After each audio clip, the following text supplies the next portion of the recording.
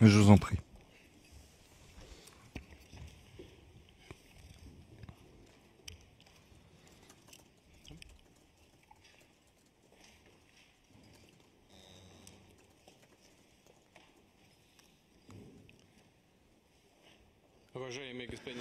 Monsieur le Président, chers amis, nous sommes très heureux de vous voir et je veux tout d'abord, au début de notre entretien, vous remercier de votre décision de participer à la manifestation commémorant le 80e anniversaire de la Grande Guerre patriotique. Je me souviens de notre entretien constructif de 2023, lorsque vous vous êtes rendu dans notre pays pour participer au sommet russo-africain de Saint-Pétersbourg. Cette visite en Russie, lors du 80e anniversaire, reflète le caractère amical de nos relations. Je rappelle également la contribution dans la défaite de l'Allemagne nazie et de ses satellites. Plus de 30 000 habitants du Burkina Faso ont fait partie de la coalition anti-Hitler qui se sont battus aux côtés de la France auprès de Charles de Gaulle, du légendaire Charles de Gaulle. Aujourd'hui, ce qui nous unit, c'est la lutte contre l'extrémisme et le terrorisme. Il s'agit de restaurer l'ordre constitutionnel face à des groupes radicaux dans certaines régions du Burkina Faso. Au cours des 2 dernières années, nous avons fait des progrès importants dans le cadre de notre collaboration dans divers domaines. Fin 2023, après plus de 30 ans d'interruption, l'ambassade de Russie à Ouagadougou a été ouverte. J'aimerais dire que nos échanges sont encore modestes, mais ils augmentent et c'est une tendance encourageante que nous souhaitons voir se poursuivre.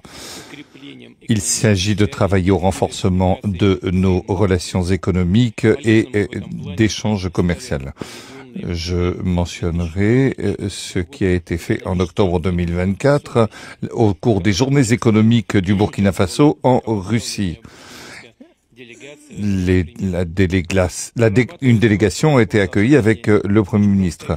Nous avons créé une commission intergouvernementale et à la fin de l'année dernière, nous avons créé aussi un groupe de travail. Nous allons continuer à aider votre pays dans la préparation et la formation de nouveaux cadres en 2024 et 2025. Le quota des bourses russes pour les citoyens du Burkina Faso va être multiplié par 2. 27 étudiants seront accueillis, 27 étudiants supplémentaires sur le compte du budget fédéral. S'agissant des relations culturelles, à Ouagadougou, nous avons ouvert en 2024 la maison russe où est enseigné le russe. Nous avons aussi un potentiel de coopération en matière de santé. Le 24 et le 25 avril, Madame Popov s'est rendue à Ouagadougou. Elle s'occupe des conditions et de développement de laboratoires scientifiques à Ouagadougou.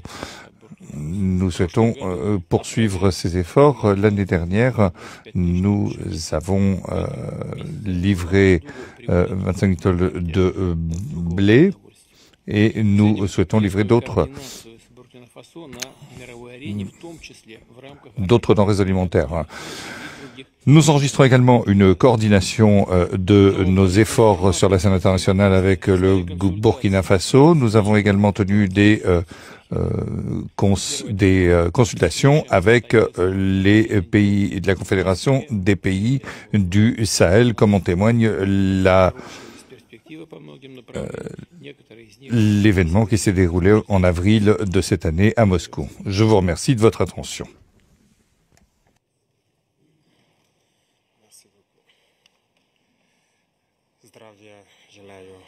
Presidente.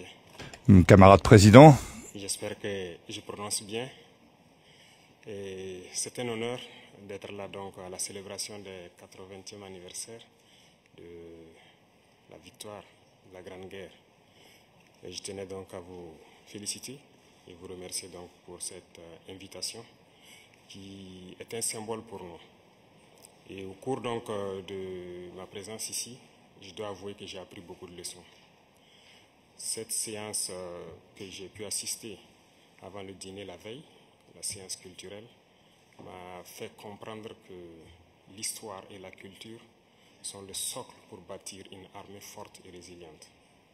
Nous avons pu voir ensemble tous les sacrifices que le peuple soviétique a consentis pour que nous soyons dans un monde libre aujourd'hui.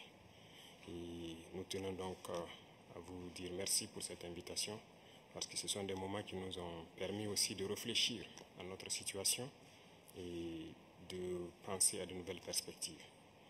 Et sur ce, je pense que les obstacles que nous avons aujourd'hui devant nous ne doivent pas nous arrêter. Et les obstacles sont une bonne chose en quelque sorte que nous devons surmonter. La preuve, je pense qu'avec toutes les sanctions contre la Russie depuis un certain temps, la Russie arrive à développer un mécanisme interne qui lui place donc au devant de la scène internationale. Et nous prenons bonne note de ces leçons que nous avons donc apprises ici. Et même au niveau de la parade, je tiens à dire que j'ai été émerveillé de voir l'enchaînement donc des engins qui ont défilé devant nous, notamment depuis le char mythique T-34 qui a gagné donc lors de la Grande Guerre, jusqu'aujourd'hui au char moderne. Combien donc l'armée russe s'est modernisée, combien la technologie donc a participé à renforcer cette armée. Et dans ce cadre, nous souhaitons que la coopération que nous avons puisse se renforcer de façon exponentielle. Je vous remercie déjà pour tout ce qui est fait pour nous, notamment ces bourses d'études qui sont octroyées au Burkina et qui vont s'accroître. Et ce matin, j'ai visité donc l'université de chimie et je disais que le volet sur lequel nous allons axer après la défense et la sécurité, c'est le volet de l'éducation. C'est ce volet qui nous intéresse le plus, notamment les sciences.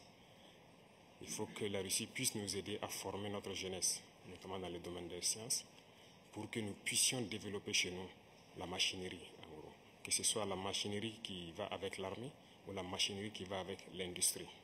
Parce que c'est à ce seul prix que nous pourrons nous développer au sein de l'Afrique. La guerre qui nous est imposée aujourd'hui, nous pensons que ce n'est qu'une manifestation aussi du nazisme. Parce que le terrorisme qui est là aujourd'hui n'est pas du terrorisme, c'est de l'impérialisme. Ce sont nos terres qui intéressent ceux qui nous combattent. Et donc, finir avec cette guerre, avoir une armée forte et lancer le développement de notre patrie, telle est l'essence donc de notre combat. Et nous comptons sur vous pour surtout former nos cadres. Parce que la coopération, telle qu'on le dit, très souvent en Afrique, on aime avoir beaucoup de demandes. Nous savons que vous êtes dans une opération militaire spéciale. Nous comprenons tous les défis qu'il y a. Et le lendemain, qui est incertain pour le monde entier, nous pouvons comprendre ça. Donc nous ne serons pas là peut-être à demander beaucoup de choses, à demander de l'aide ou quoi que ce soit. Mais l'aide que vous pouvez nous octroyer, c'est surtout ce transfert de connaissances que nous voulons. Et donc nous souhaitons avoir plus de bourses et voir dans quelle perspective nous pouvons nous-mêmes donner des bourses à nos étudiants pour étudier ici.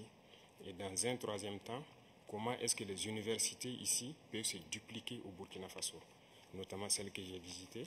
Et aussi, il y a beaucoup d'autres universités dans le domaine des sciences. Comment on peut les dupliquer au Burkina Faso avec tous les laboratoires nécessaires qu'il faut pour former de manière pratique nos jeunes et que nous puissions être donc au cœur de notre propre développement.